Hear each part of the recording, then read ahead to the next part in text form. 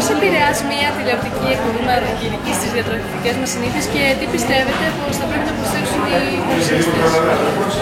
Καταρχήν πιστεύω ότι σίγουρα μια τηλεοπτική εκπομπή μαγειρικής επηρεάζει όσον αφορά διατροφικές συνήθειες του κόσμου, γιατί ο κόσμος αυτό που βλέπει το θεωρεί σαν πρότυπο.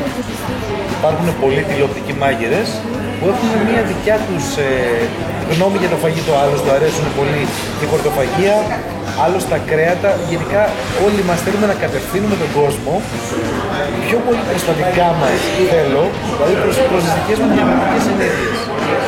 Καλό είναι να έχεις μια ποικιλία από διατροφικές ομάδες για να μπορείς να καλύψεις μια γκάμα, να είναι ισορροπημένη διατροφή.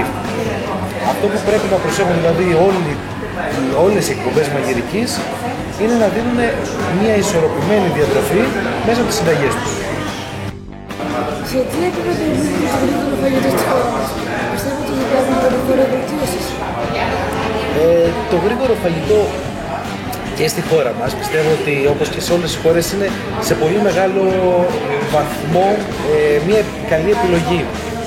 Οι ρυθμοί που ζούμε είναι σίγουρα πολύ γρήγοροι, οπότε θέλουμε κάτι πάρα πολύ εύκολο να φάμε.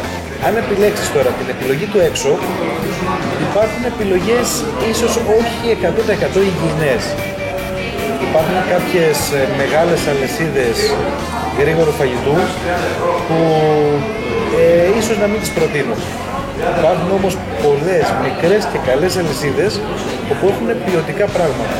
Το γρήγορο φαγητό δεν πάει να πει ότι είναι κακό φαγητό. Μπορεί να υπάρχει γρήγορο και ποιοτικό φαγητό. Περιθώρια βελτίωσης υπάρχουν στο να μπορέσουμε να χρησιμοποιήσουμε προϊόντα καθημερινά, να χρησιμοποιήσουμε λαχανικά, να χρησιμοποιήσουμε τρόφιμα που να μην τα ταλαιπωρούμε πολύ για να τα μαγειρέψουμε. Μπορείς να κάνεις ένα πάρα πολύ ωραίο ακόμα και χαμπούργερ, που αρέσει σε πάρα πολύ κόσμο. Μπορείς να κάνεις μια πάρα πολύ ωραία πίτσα, να φτιάξεις ένα ζυμάρι και να κάνεις μια πίτσα μόνος σου. Με το χάμπουργκερ που σου είπα, μπορείς να κάνεις ένα πολύ ωραίο μπιφτέκι, στο να μην είναι τόσο βιομηχανοποιημένο και έχει όλα αυτά τα συντηρητικά μέσα. Όλα αυτά μειώνουν την ποιότητα του φαγητού. Γενικά πιστεύω ότι στη διατροφή είμαστε ό,τι τρώμε. Οπότε όσο μπορούμε να τρεφόμαστε πιο σωστά και πιο έξυπνα, μας κάνει γενικά καλό. Οπότε περιθώρια βελτίωσης υπάρχουν, αλλά πολλές φορές δεν συμβαδίζουν με τα οικονομικά. Γιατί το να κάνεις ένα ποιοτικό φαγητό ίσως ανεβαίνει κοστολογικά και το κόστος παραγωγής αλλά και το κόστος πώλησης.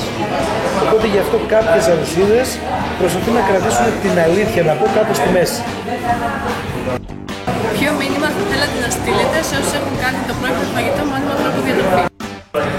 Σε όσους έχουν κάνει το πρόχειρο φαγητό μόνιμο τρόπο διατροφής, αυτό που έχω να προτείνω είναι να επιλέγουν πολύ σωστά τα σημεία που ψωνίζουν το φαγητό τους. Να κοιτάνε να είναι όσο πιο ποιοτικό γίνεται και μαγειρεμένο με τους καλύτερους δυνατούς τρόπους που υπάρχουν.